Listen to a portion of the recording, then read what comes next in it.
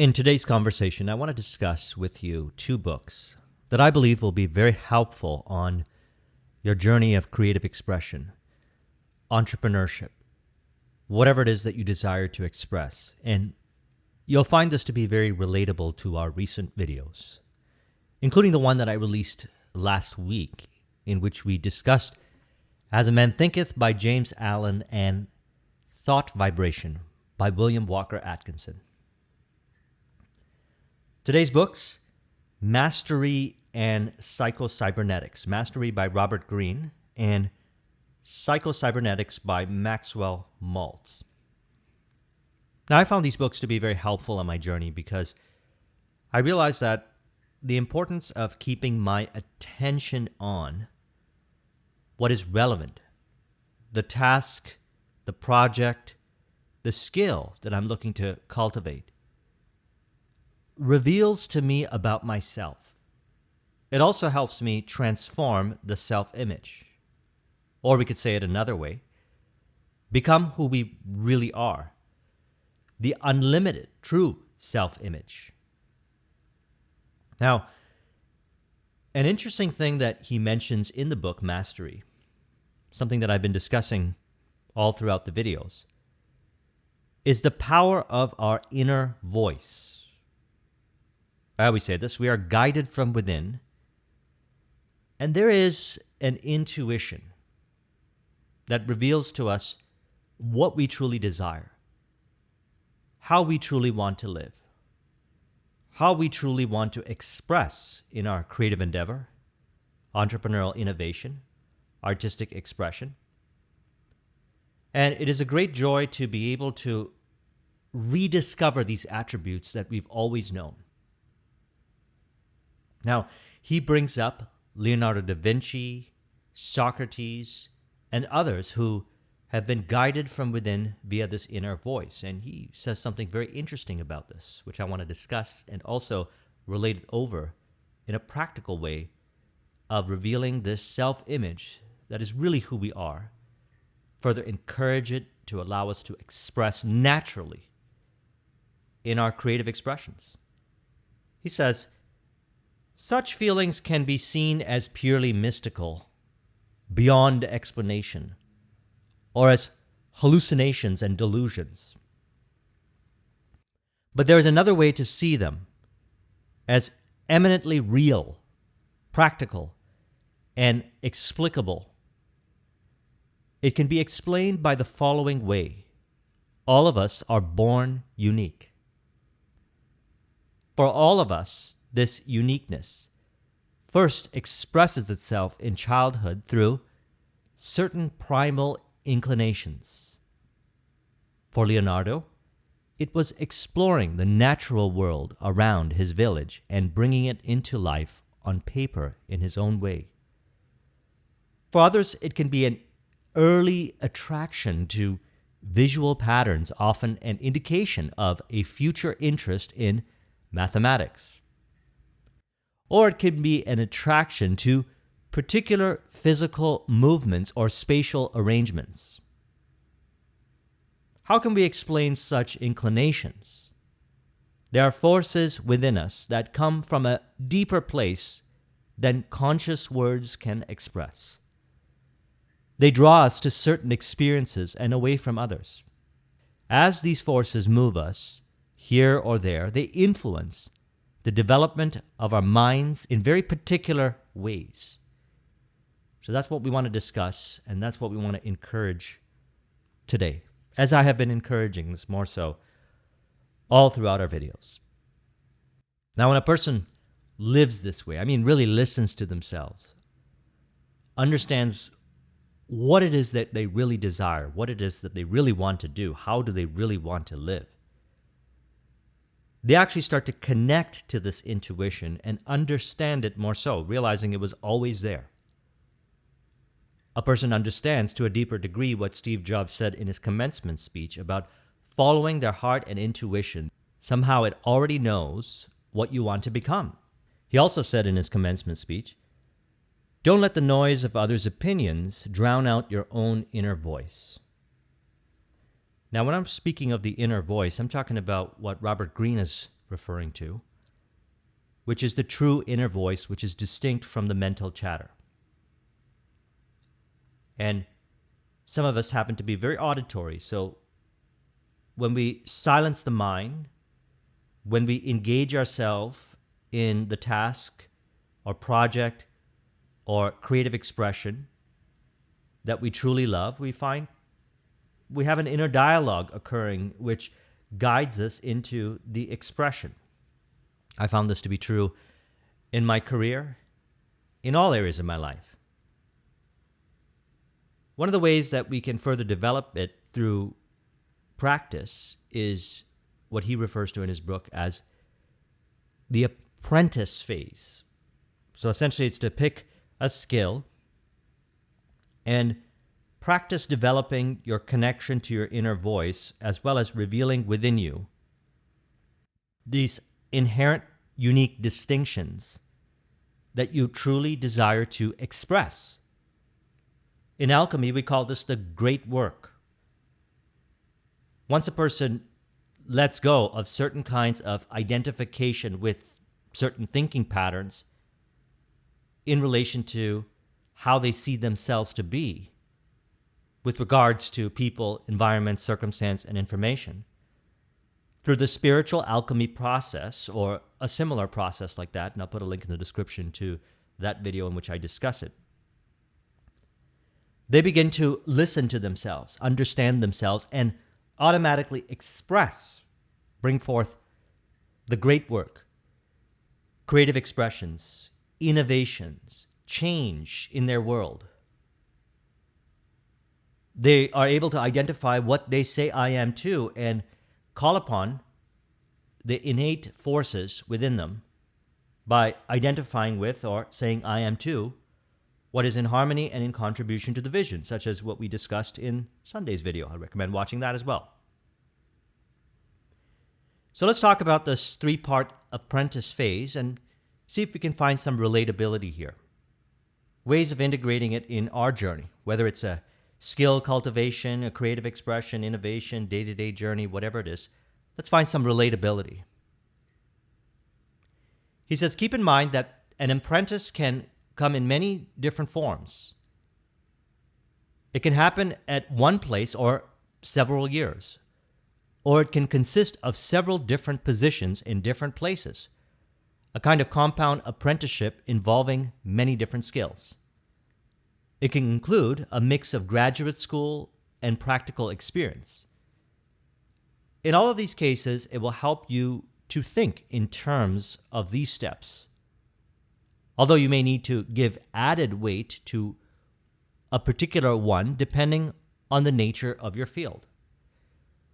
We've got deep observation, skill acquisition, and experimentation. Now I want to go through these, discuss them a little bit, and I want to relate this over to Psycho-Cybernetics, recognizing that these 3 important areas here, deep observation, skill acquisition, and experimentation in your creative project, whatever it is, your innovative expression, these areas contribute to form the self-image.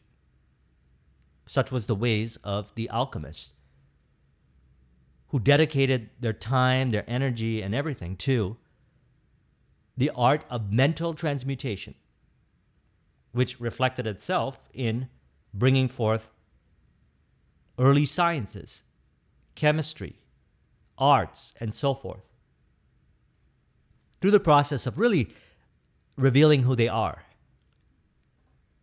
And so this tradition has been going on for thousands and thousands of years, and we see it play out here in what Robert Greene is discussing. And we're going to relate this over to self-image, because we become in mind, we represent it, and we allow the expressions.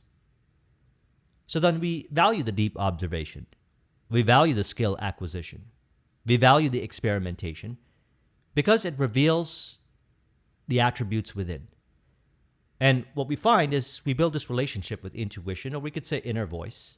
I happen to be very auditory. For me, it's inner voice.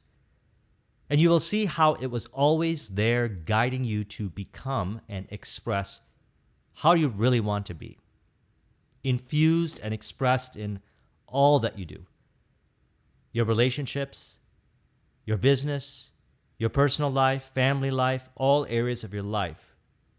You could say it's a distinct, unique thumbprint we all form together, if we all choose to live this way, to create an interesting tapestry of different perspectives, and actually all connected and harmoniously related with each other.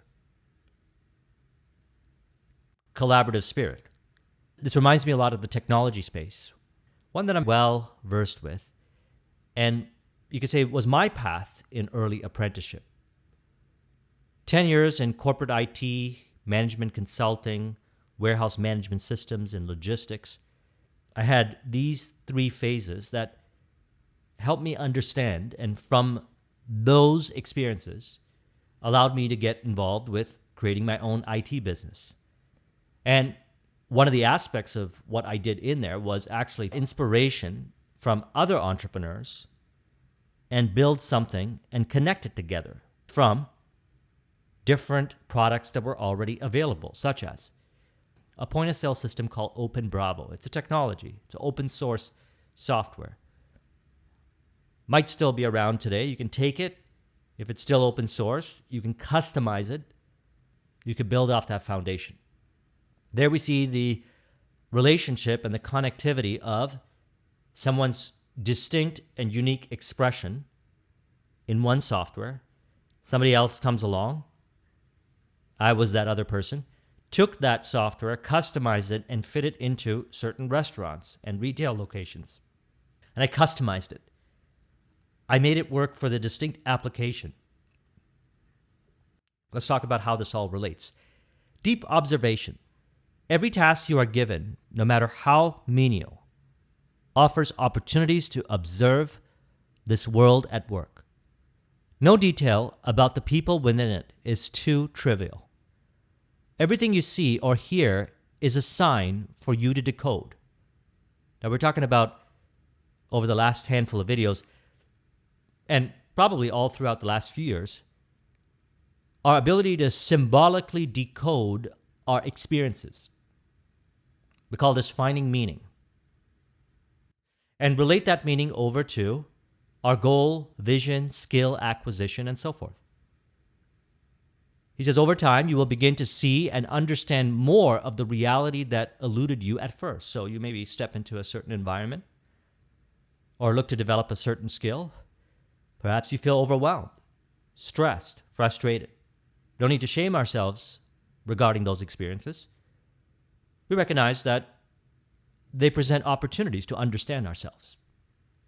So a person then commits to saying, well, I'm going to remain committed to what I'm doing till I acquire this skill, till I achieve a certain degree of mastery, because I know that some way, somehow, this is in contribution to realizing myself, because I really want to be here. This is what I really want to do. And although it may be challenging, that's okay. They open up their mind for possibilities. See, that brings us into skill acquisition, number 2. He says, in essence, when you practice and develop any skill, you transform yourself in the process. So let's read that again, because it's very important. When you practice and develop any skill, you transform yourself in the process. You reveal to yourself new capabilities that were previously latent, that are exposed as you progress, which is why I value commitment. I value it more so today than I ever did before. Upon being on this pathway and continuing to be on this pathway, I recognize that whatever it is that I'm working on, my project, or what I have committed to, provides unlimited and infinite opportunities. There it is, the acres of diamonds.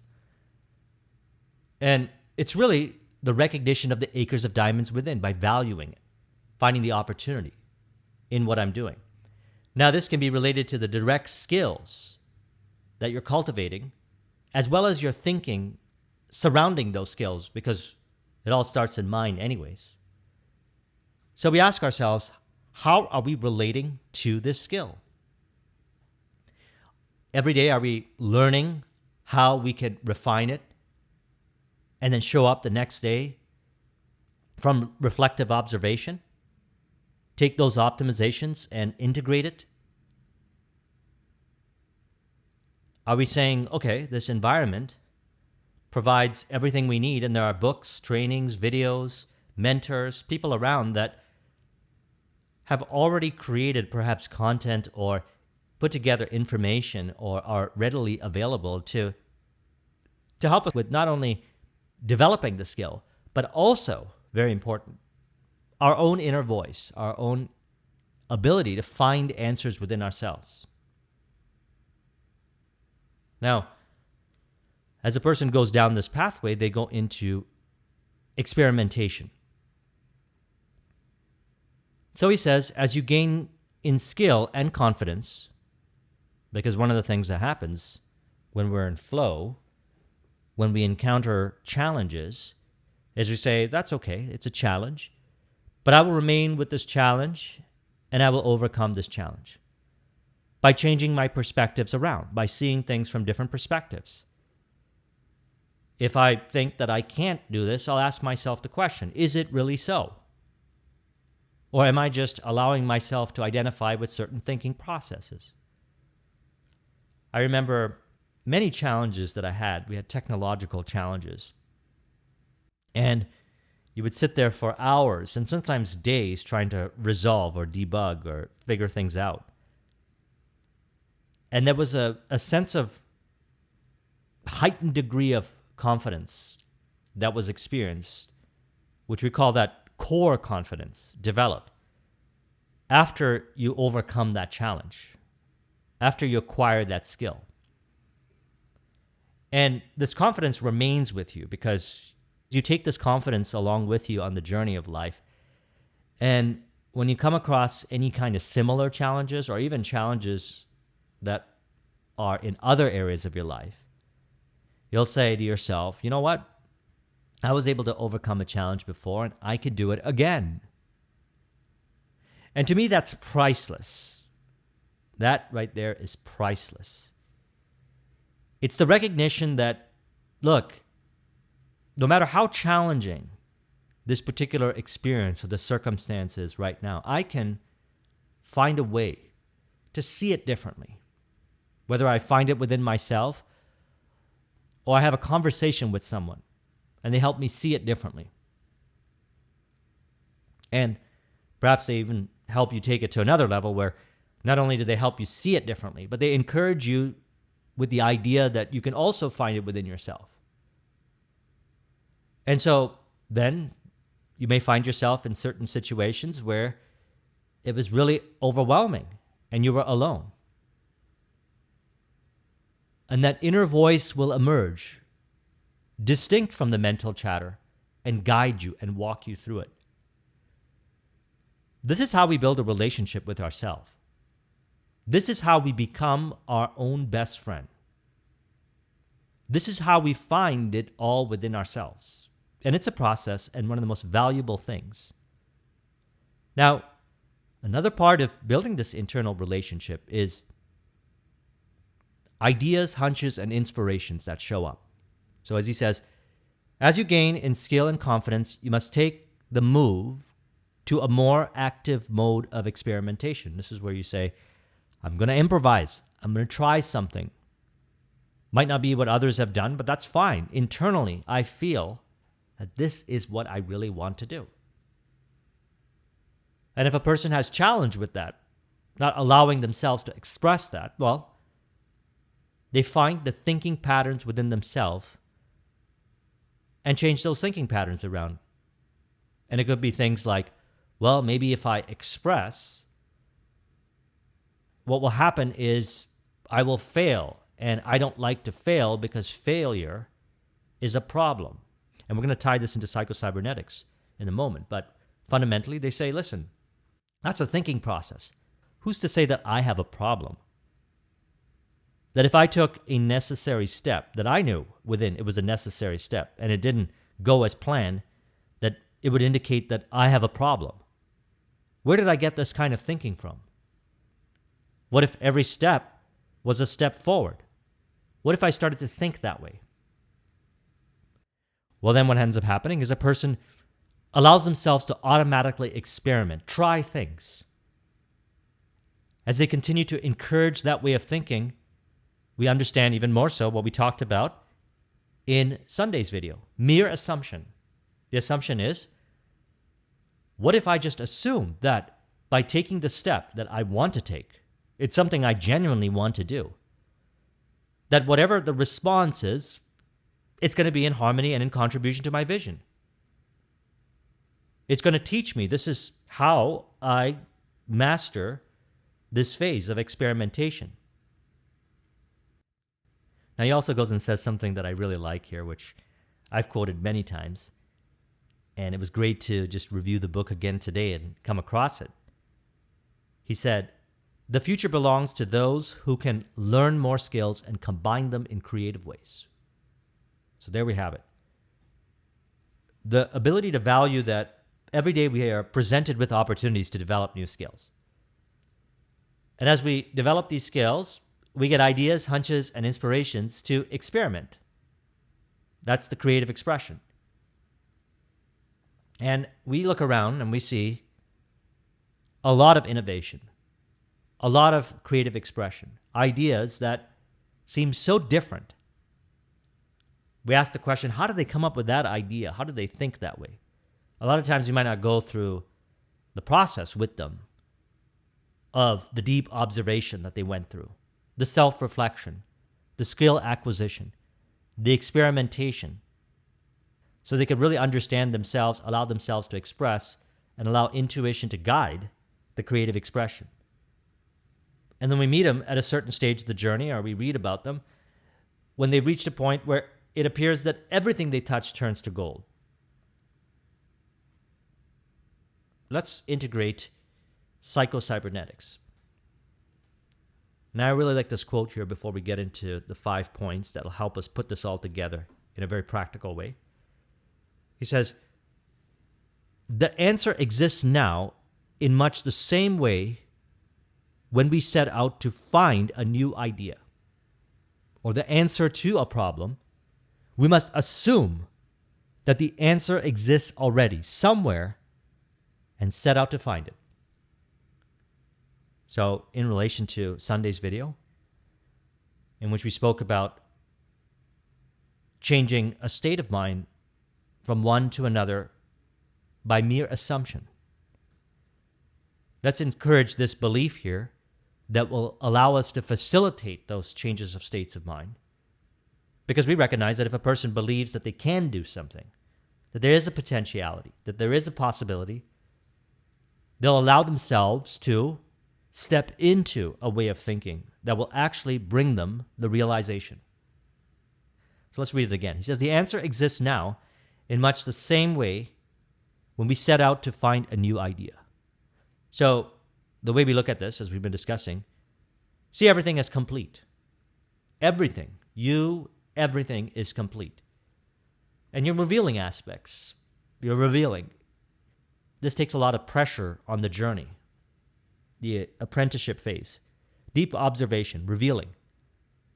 Internally to externally, revealing. Skill acquisition. I reveal my inherent skills. These are skills that I wanted to develop. And I'm going to enjoy the process of developing the skills, and that allows a high degree of fluidity of mind. Releasing from so much bias and allowing us to automatically express in experimentation. And one of the reasons why is because, say, the person has identified with this assumption. He says we must assume that the answer exists already. So if the answer exists already, what's a way we can look at the word failure? Now, he articulates that really well in this 5-part process. Number 1, your built-in success mechanism must have a goal or target. This goal or target must be conceived as already in existence now. So there it is. We see the parallels. Already in existence now. The answer exists now, either in actual or potential form. So doesn't necessarily mean you got to see it here, the five sensory evidence. Potential form, you saw it in your imagination. Assume it is done. Number two, the automatic mechanism is teleological. That is, operates or must be oriented to end result goals. So we're going somewhere. With mastery, developing a skill, creative expression, innovation, we're going somewhere. We have a goal. And he says, do not be discouraged because the means whereby may not be apparent. It is the function of the automatic mechanism to supply the means whereby when you supply the goal. Think in terms of the end result, and the means will often take care of themselves. So we could look at it as a flow-based way of creative expression, flow-based way of being how you really want to be, and allowing that expression. Now, if for some reason we don't seem to be allowing that expression, as mentioned, we don't need to shame ourselves about thinking patterns that we have unconsciously identified with. We can simply go within ourselves and understand what we are identifying with and make peace with those thinking patterns. See it differently, such as a thinking pattern like, the answer exists now. Now, one of the things that I mentioned, and I've been mentioning more so over the last week or so, is the repetition of the same information and the repetition of the same information from different perspectives. If you're saying to yourself all day long, as you go about developing your skill in your creative expression and so forth, that the answer exists now, you'll find yourself being a lot more flow-based. You want to encourage it? I recommend my Flow series. I'll put a link in the description to that series. You'll encourage it more so. If you're surrounded by information that is suggesting to you that the answer exists, it exists, we'll find the answer, you'll find the answer. And so let's look at this idea of making mistakes or failure a little deeper. He says, in number 3, do not be afraid of making mistakes or of temporary failures. All servo mechanisms achieve a goal by negative feedback or by going forward, making mistakes, and immediately correcting course. So we'll automatically correct the course, or we'll find a different way of looking at it, or a different way of doing it, or a different way of applying the insights that we gather upon reflection, optimization data, and thus develop the skill and engage deeper in experimentation of trying things differently. And we become okay with the idea of making mistakes or temporary failure, recognizing that all of those aspects are in contribution to our goal. So one of the aspects of skill cultivation or creative expression or innovation that I have found that had created a lot of friction within myself is certain thinking patterns regarding failure and making mistakes. See, I'm totally fine with making mistakes and failures because I don't define those words how I used to define those words, such as if I make mistakes, I'm not good enough, or I'm not good in comparison to another person, or any kind of interpretation that creates unnecessary friction and tension within me. Through my own thinking, self-imposed limitation, I throttle my own expression. Same is to be said about failures. I now see it as a contribution. I try things out, and if I fall, I get back up, like a child would. If they would fall off a bike, they get back on the bike. Number 4, skill learning of any kind is accomplished by trial and error, mentally correcting aim after each error, until a successful motion, movement, or performance has been achieved. After that, further learning and continued success is accomplished by forgetting the past errors and remembering the successful response so that it can be imitated. Now, we're talking about relationship with past here. So if a person has certain thinking in which they relate making mistakes or failure to certain past stories in which they felt shame, in relation to those thinking patterns, we want to recognize that those are thinking patterns. And we now have the opportunity to say, look, I'm going to achieve my goal. Everything is in harmony and in contribution to my vision. It's fine. And so thus, as a result of it, whatever it is that I'm doing now teaches me, I learn, is contributing to continuous success. And then as a person continues to actually see the results, performance results, the behavioral changes in thinking, a lot more of a flow-based way, they get the success, the results. They completely forget that kind of thinking that they had. Because now, in their self-image, that kind of thinking pattern, which brought forth unnecessary resistance within themselves through self-imposed limitation-based thinking, they've made peace with it. They've let it go. Number 5, you must learn to trust your creative mechanism to do its work and not jam it by becoming too concerned or too anxious as to whether it will work or not, or by attempting to force it by too much conscious effort. You must let it work rather than make it work. Now, I really like this distinction here because when he says attempting to force it by too much conscious effort, and I realized that it was all thinking patterns. And I trust that what we've been discussing in this video and the last handful of videos helped you to see things from different perspectives. And if those perspectives resonate with you, I would suggest turning them into internal dialogue, self-talk, and build that relationship with your true inner voice, because this is how your true inner voice communicates of what is possible, that you can do it, that you could do really what you want to do. And from a loving perspective, it encourages you to go in the direction that you really want to do and transmute any kind of unnecessary friction-based energy into a flow-based experience by changing our mental states via our thinking. You think yourself, I can do it, it is possible, the answer exists now, into a state of mind that reveals it to be so. So let's relate this over to the 3 phases of apprenticeship, because some of you might actually be starting a new career. I would suggest developing a greater ability to work with this information so that you can be guided from within via your inner voice, as well as go through the journey in a lot more of a flow-based way. Let's relate Psycho-Cybernetics, the 5 parts that he spoke of, over to what Robert Greene brought up. So deep observation. You have a goal, you have a vision. You see yourself at the end. You know that some way, somehow, you are going to get to that destination. And everything is in harmony and in contribution on your day-to-day journey to helping you realize that vision.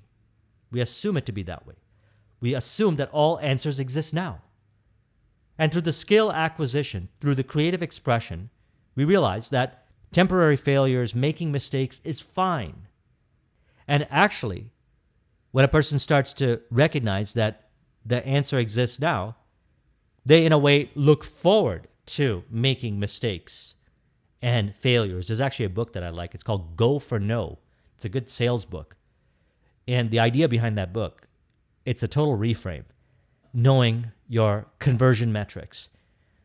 So some might have discovered that they make 5 phone calls and one of them converts over to a client. Rather than allowing certain thinking patterns in regards to fear, doubt, and indecision create unnecessary friction and resistance to making those 5 phone calls, they actually say, it's okay that I get no, because 1 out of 5 will say yes. And interestingly enough, as I have seen some organizations and sales teams adopt that kind of thinking, their conversion numbers actually went up. They started to convert way more because they were going about it with a different energy. And they were finding that the optimization data that they were getting from the experiences helped them reflect about what can be done. And they would improve accordingly. They would develop the skill a lot faster. And what they would notice as they would do this is their self-confidence would go up, and they would recognize the limitless potential.